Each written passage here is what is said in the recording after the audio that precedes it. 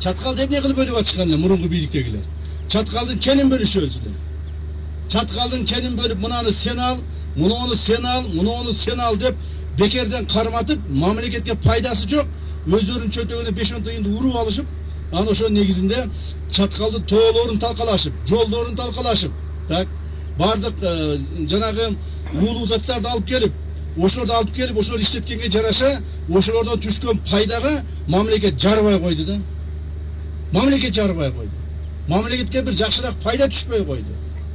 Ушул жерде жашаган макул башка центральный власть айтайын. Мына ушул жерде жашаган элге пайдасы тийбей койду. Ушунчалык кени көп, ушунчалык байлыгы көп район, бирок өзүнө өзү жетпеген бир район, көчөнү оңдой албай турган район болду. Мына мунун бардыгы эмнени айтат? Мунун бардыгы ошо мамлекеттин классикалык түрдө талап тоноонун жолу болгон. Талап тоноонун жолу болгон. Эми андай болбойт. Эми андай болбойт. Ар бир кен байлык Çatkalda bolобу, Таласта болобу, Нарында болобу, же болбосо Ысык көлдө болобу, бардык кен байлыктар мамлекеттин кароосуна алынат. Мамлекеттин кароосуна алынып, ар бир табылган кен байлыктагы байлык инвесторлор акчасын салган байлык. Ошолор мамлекеттин пайдасына тийгенде гана иштетилет. Шарттарды түзүп беребиз. Мурда инвесторлорду дагы кууратчы эле. Эмне кылып? Ошол жердеги эле чиновниктер, жергиликтүү чиновниктен баштап борбордук чиновникке чейин, министрлерге чейин тыйындарды алышчу, аларды кыйнашчу, аларды колдончу, анан кийин бар эми өзүң каалаганыңды кыл деп кенди берип таштап койчу. Эми андай болбойт. Бир дагы чиновниктен, то есть бир дагы инвестордон мамлекетке келип, мамлекетке акчасын салып иштеген бир инвестордон бирөө бир сом акча ала турган болсо, жазасын алат мыйзам чегинде. Муну мен бир эле чаткалдыктарга айтып аткан жокмун. Бүт өлкөбүздөгү бардык инвесторлор иштетип аткан райондорго, облустарга, ошонун жетекчилерине айтып атам. Министрлерге айтып атам. Бир инвестордон бир сом акча ала турган болсоңор, мыйзам чегинде, коррупция статьяларынын негизинде жоопко тартыласың. Мен силерге бир мисал айтайын.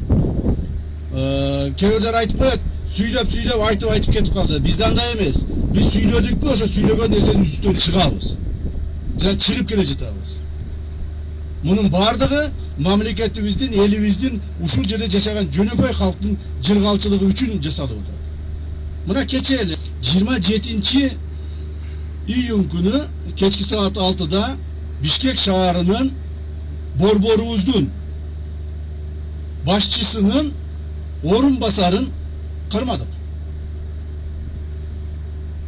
Так, эмне үчүн кармадык? Себеби ошол Бишкек шаарына келген инвестордон $50 000 алып алган. Былтыркы жылы күз айында $50 000 акчаны инвестордон алып алган. Ошол ишин жүргүзүп берем деп жанагы алдап. Мына ошол кече ошол $50 000 $25 000 кайтып берип аткан жеринен кече кармадык. Дагы бир жолу эскертип айтам. Урматтуу мамлекеттик бийлик органдарды иштегендер, урматтуу ошол бүткүл биздин республикага келген инвесторлор менен иштегендер. Инвесторлордон кимде ким бир сом акча алып, инвесторлордун ишин бүтүрүп берем деп пара алып чуркай турган болсо, мыйзам чегинде жоопко тартыласыңар. Эми ошол Бишкек шаарынын вице-мэри эмне болду? Мына түрмөгө түштү. Бүгүн түрмөдө. Кече баарын сайрап айтып берип атат өзү. Эртең бүрсүгүн видеосу чыгат, өзүңөр көрөсүңөр. Айтып берип атат, "Ооба" дейт. Мен $50 000 алып койдум эле, ишин бүтүрүп берем деп. Анан эми ишин бүтүрүп бере албай, кайра кайтарып берип атып, $25 000 кайтарып берип атып, колго түштүм деп атат.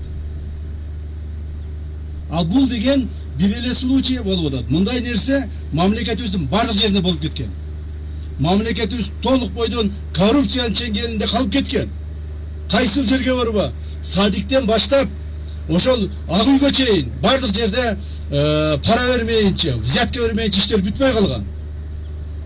Бардык жерде ошо чиновниктер бири-бирине взятка берип, ошолорду алып, өзүнүн жеке гана үй бүлөсү үчүн жыргалчылыкты түзүп, ал эми калың катмар элди калың катмар элди мамлекетти эч ким карабай калган. Ошонун негизинде мамлекетибиз алсыз болуп көптөгөн убакыттарды бекер текке кетирдик. Ачык айтайын. Эгемендик алгандан бери 33 жылда ошол калың катмар элди карабастан ар ким өзүнүн менен көмөчүнө күл тартып жүрүп, өзү байыса, тууган уругу байыса, жана ошонун артында чуркап жүрүп, мамлекетибизди алсыз кылып, элибизди жакын турмушка алып коюшту. Ошону оңдоонун негизинде акыркы мына 4-5 жылда көптөгөн жумуштар жүрүп атат. Өтө оор болуп атат, ачык айтыш керек. Мына ачык келип эле Чаткал районуна 7 миллиард акчаны бөлүп кое коюш оңой эмес бул. Айтканга оозго айтканга оңой. Мына Чаткалга качан бир 10 миллион сом бөлүндү эле. Качан бир 1 миллион сом бөлүндү эле. А бул жерде 7 миллиард сом акча бөлүнүп атат. Бул акчалар кайдан келип атат? Эмне үчүн бул акчалар мурда чыккан эмес? Эмне үчүн ушул иштер мурда аткарылган эмес? Себеби азыркы күндө мыйзам чегинде бардык жерде тартипти орното баштады.